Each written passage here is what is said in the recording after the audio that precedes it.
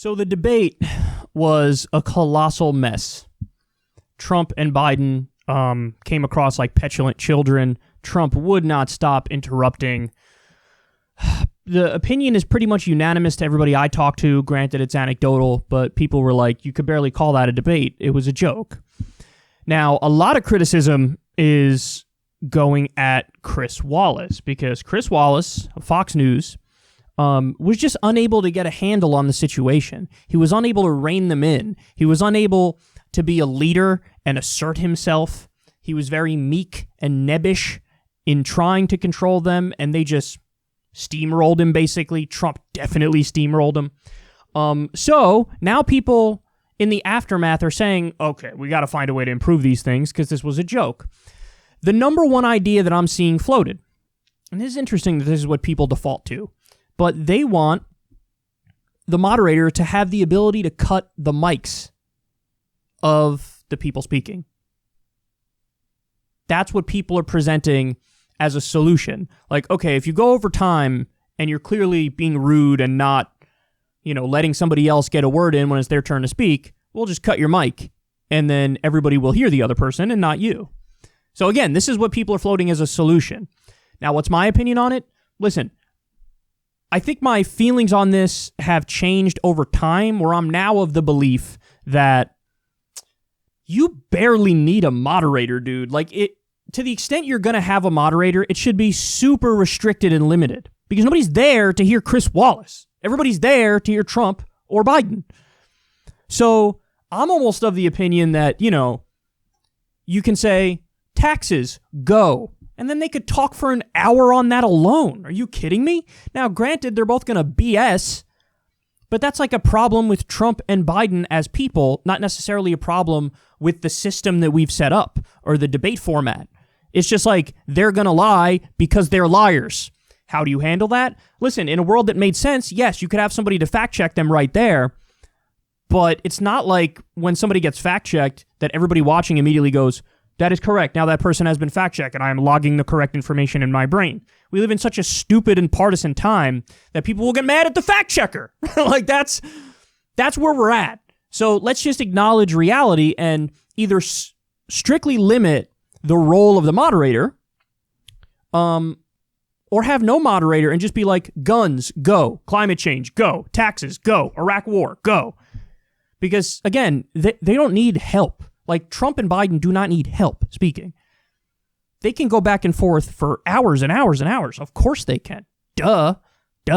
And listen, maybe my perspective is skewed a little bit because I've been on this side of the equation. Like, I've been the one debating. And my feeling always was like, we don't need you here, Mr. Moderator. Like, we're good. We're good. Whether it was, me and Scotty Nell Hughes or me and Charlie Kirk or me and Tommy Lauren when we were on that panel, whoever. It's like, we don't need somebody to interject and be like, well, here's another thing. How about you shut the fuck up? Because we're good here. We got plenty to say, both of us. So anyway, that's more of where I'm inclined to go. If you give them the ability to cut the mics, what's going to happen inevitably is you and I are not always going to trust the judgment of the moderator, and they're going to cut off people sometimes when they're not being rude and when they're making a perfectly legitimate point. I could easily see a situation where it's Trump versus Bernie, and Bernie schooling Trump, and they go, your time's up, and they cut it off mid-own when Bernie's laying the smackdown on Trump. I could easily see that. So I don't trust the moderators to make these decisions effectively. Get the moderators out, or there's a new poll that just came out. You might be wondering why Joe Rogan's over my shoulder. 69%, nice. 69% of the country, 69%, want to watch a presidential debate moderated by Joe Rogan. Only 31% don't want to see it. Now, I haven't seen polling on other figures. Like, nobody asks about other people. Like, hey, what about if this person hosted? So there's nothing to compare this to. But my suspicion is more people want to see Joe Rogan host a debate than anybody else.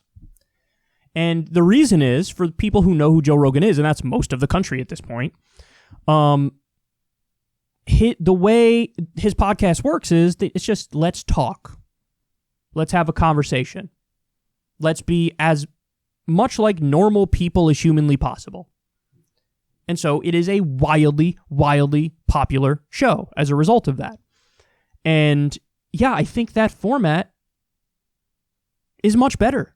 I don't think it's perfect. I don't. But I think it's significantly better than what we have now. And lest anybody bring up the idea like, oh, but Joe Rogan has said controversial things and he's been offensive. A lot of the people who are going to host the debates and moderate the debates were in favor of an illegal war and helped do propaganda to get us into it. I don't want to hear it. I don't want to hear it about how he said this thing or that thing or this offensive joke or that offensive thing or he believes X or Y or Z. I don't care. I don't care. The people who are moderating the debates right now are way worse than Joe Rogan has ever been and have done way more damage than Joe Rogan will ever do. So, and I don't care about credentialism either. Who is he? Who gives a fuck? This like elitist idea of like, let's have a rigid hierarchy as to who gets the honor to be on stage with these two dying morons. Who cares? He's incredibly popular. He's good at these conversations. I think he would get them to maybe open up in a way that others wouldn't. Is there criticism that maybe he wouldn't be aggressive enough?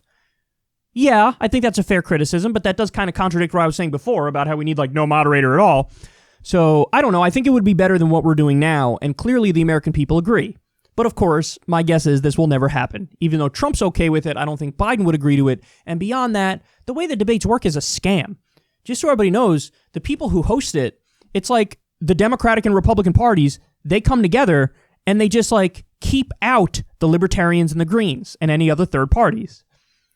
And this is the case because it used to be the League of Women Voters who hosted the debates, and when they did, they allowed in a guy by the name of Ross Perot. Now, Ross Perot was running as an independent, and Ross Perot ended up winning 9% of the popular vote, which is colossally high. To put that in perspective, Green Party last time won 1%, Libertarians won like 3%. He won 9% of the popular vote, and some argued that's why Clinton won, because Perot took those votes more from H.W. Bush. And so ever since then, the Democrats and Republicans came together and they said, listen, if we exclude the independents, the Greens, the Libertarians, well, that makes it so that it's one of us guaranteed to win. And this time it may have hurt the Republicans, but you could easily imagine a situation where a left-wing independent comes in and takes votes from the Democrats. Let's shut everybody out and make this less of a democracy so we can have a stranglehold. That's what happened. And we're still feeling the effects of that today with these terrible debates. So you never get an interesting, cool, unique, new idea like Joe Rogan hosting a debate. So anyway, the debate was a total mess. I like the idea of Rogan hosting it. It's not perfect, but it's better than the alternatives. Could you imagine if I got to host a debate? I mean, I would totally... Again, I'm completely contradicting the thing I said earlier about how it's better to have like no moderator at all than a moderator who's very involved. But yeah, I mean, the questions I would ask would be so substantive that there's no way around it but to address the substance. Like, that's when you know you're asking good questions, is when it's so policy-oriented and so substantive that they have to address it. And if they dodge it, the dodge will be so obvious that anybody and everybody will realize it's a dodge. But anyway, I'm just dreaming now. That's obviously not going to happen. It's probably not even going to happen with Joe, but it would be nice if it did.